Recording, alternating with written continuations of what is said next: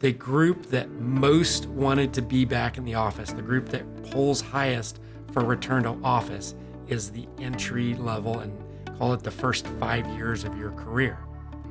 Well, hold on. These are the millennials, or I'm sorry, the Gen Zs. These are the Gen Zs. Gen Zs should want all the freedom, and they're the most technologically advanced. There's no reason that they need to go in this old traditional office environment. Why is that? It's the coaching. This is Durable Value. Get investing and business insights from industry experts and successful entrepreneurs every week. Like and subscribe now. Let's talk today about why Office exists. It seems like an interesting topic these days. People sort of have forgotten why. Isn't office like a 4-letter word? I guess it is. Well, today we are going to make it really easy. We have the 6 C's of why Office exists. And the first two are collaboration and creativity. And I want to start with the idea that what does an office do? It houses a workforce or a group on a shared mission.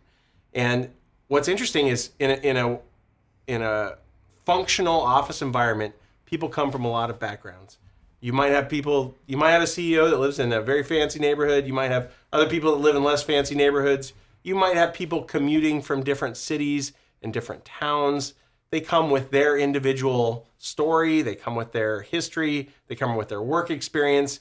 And what an office does and what an office can do is provide a sheltered, curated, cultured, essentially an environment where those things can come together and the distractions can be removed and the greatest effectiveness can be created. So I think that's one thing an office does really well. It provides a spot for collaboration across all sorts of parties with all sorts of different backgrounds and helps them focus into one individual spot and one individual mission. And that leads to creativity. Yeah, and interestingly, along the lines of creativity, I was listening to someone who was a part of the original Pixar when it started out, this small group collaborating and creating some of the greatest animated films, of all time. And he was talking about that creative environment and how you create that creative environment. And it is always a physical space because you have to physically be there. And we're in the investment business, so we could say, creativity, who needs it? Not really important. Quite the contrary. Investing is as much an art as it is a science.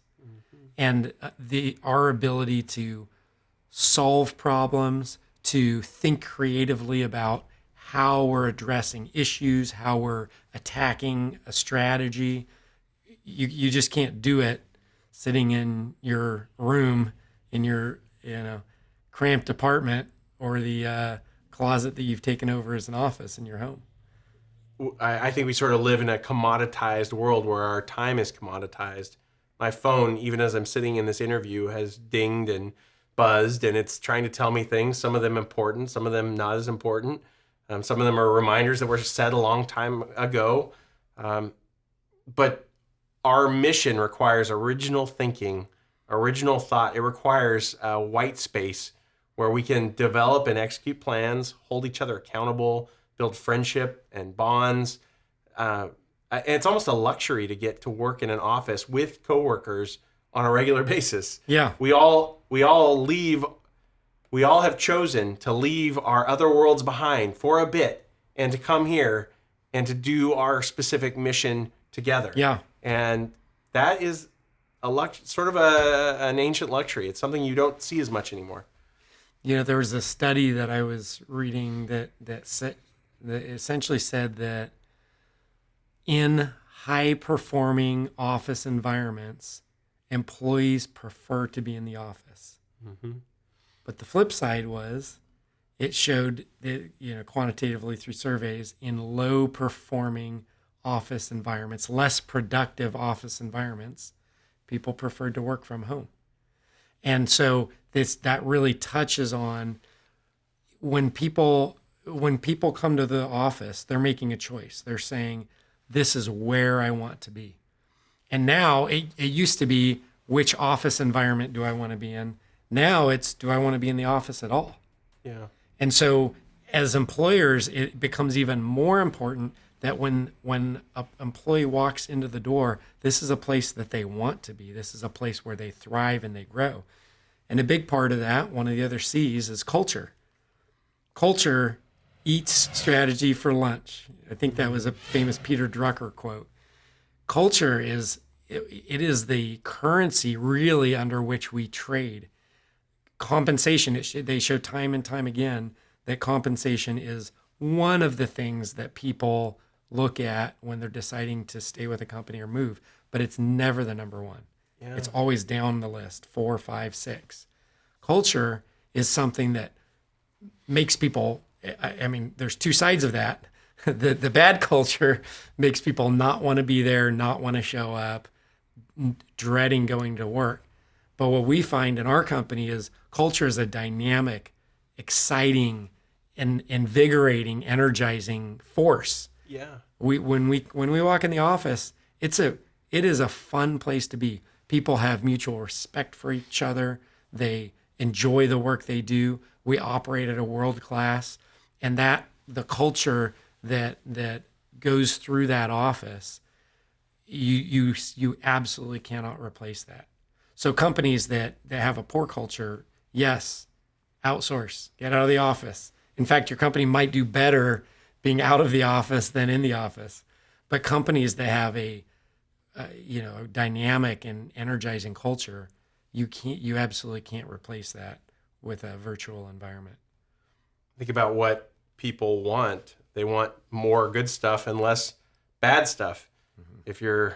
If your company has a lot of bad stuff in its culture, if you walk in and feel poorly about yourself, if you walk in and think about the politics you need to navigate that day to stay afloat, it's a drag to come in the office. You're better off at home where you're buffered from the daily politics. Maybe the antagonist won't call you that day. Maybe you can play defense better. But if you work in an office that has a tremendously positive culture, that's empowering, that helps you be a better person and better worker, better employee, better manager than you would be on your own. If you're collectively better as a group than you are as an individual, then you want to be at the office because that's where collectively things get better. And it's important to know with culture, that gets deeper than just good and bad. This gets to like the psychology of communities. This gets to our inner workings of wanting to build our self-esteem and be effective. Culture is the water we swim in. Culture is the air that we breathe. And having a positive culture leads to tremendous outcomes.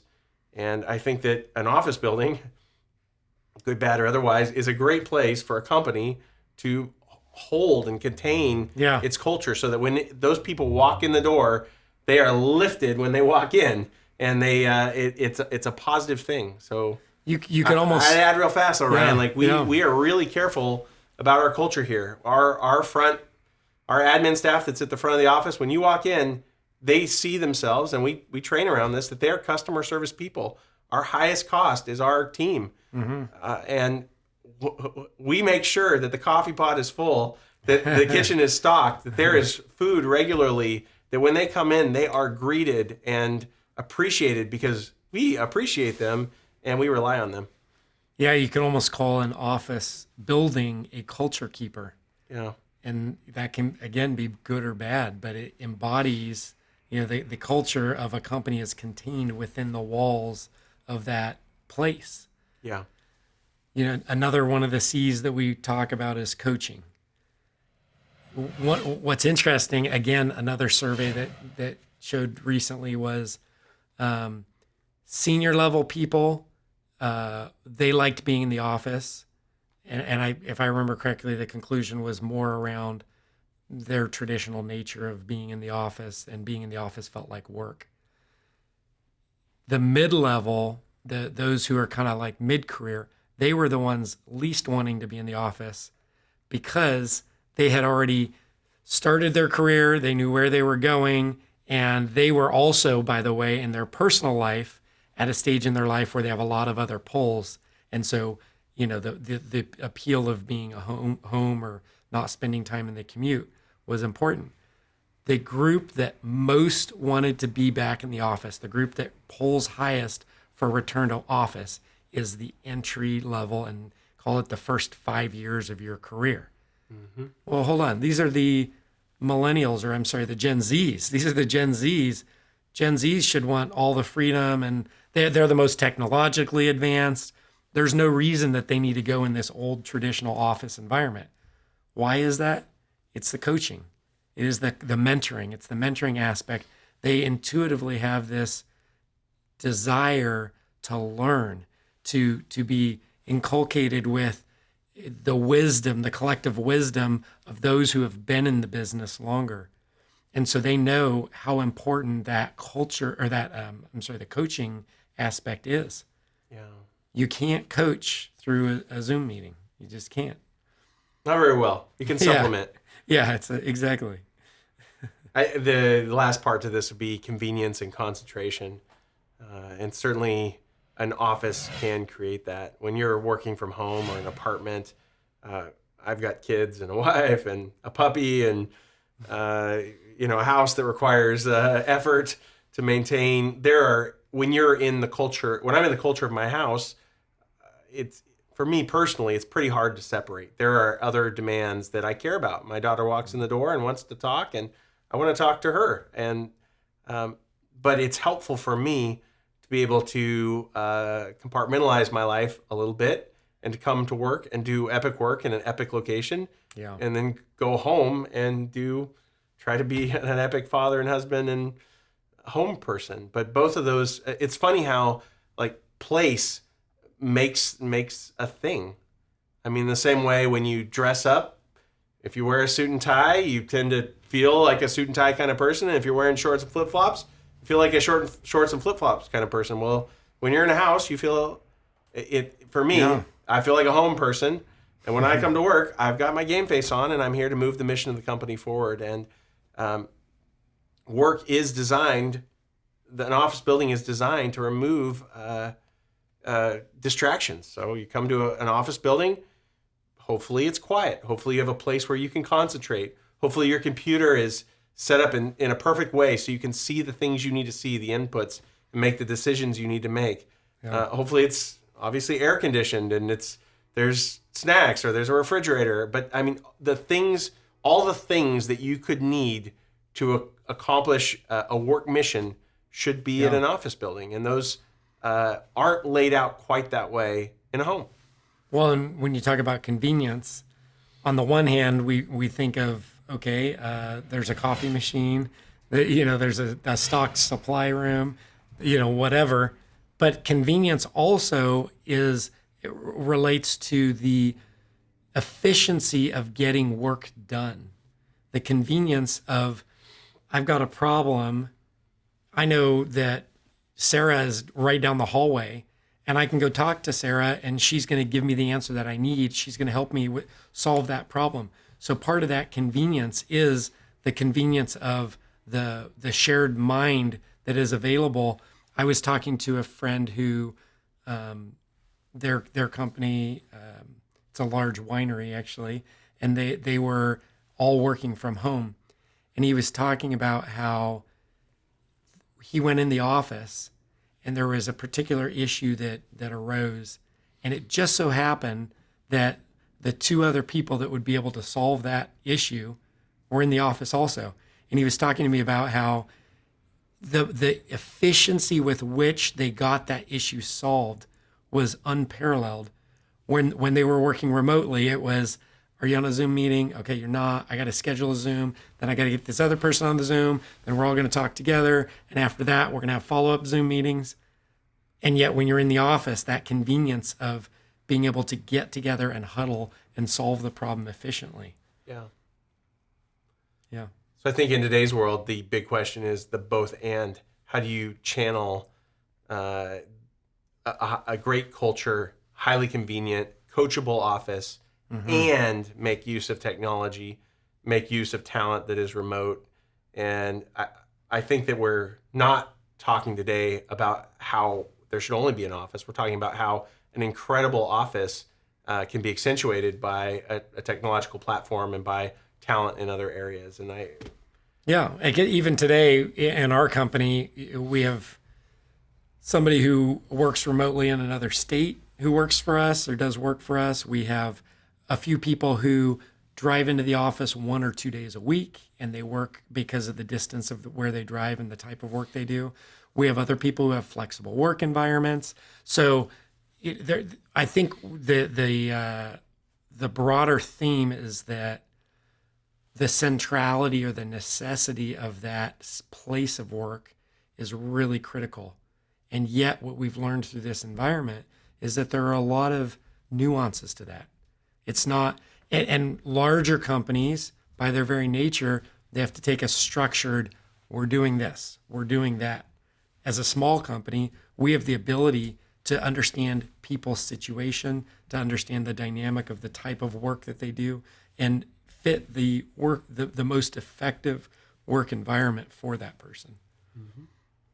So kind of rounding out, one of the things that we recognize through COVID and this mass work from home environment is that we all recognized that permanent work from home only works for some people. It only works for certain roles, for certain aspects. And coming back to the office, what we've recognized is that the office is important. The 6 C's that we talked about are an important reason why the office exists. And yet today we are in a flexible environment that allows a lot more variations of how that work gets done. Thank you for listening to Durable Value, an investors podcast, where we demystify commercial real estate with safe, sound investment strategies to help you balance your portfolio. If you enjoyed this podcast, be sure to rate it on iTunes or wherever you get your podcasts. To learn more, visit GresetaPartners.com, where you'll find more information, investors' tools, case studies, and more. This podcast is hosted by Joe Muratori and Ryan Suela. It's produced, edited, and mixed by Melodic, with intro music by Ian Post. Thanks again for listening, and we'll see you next time.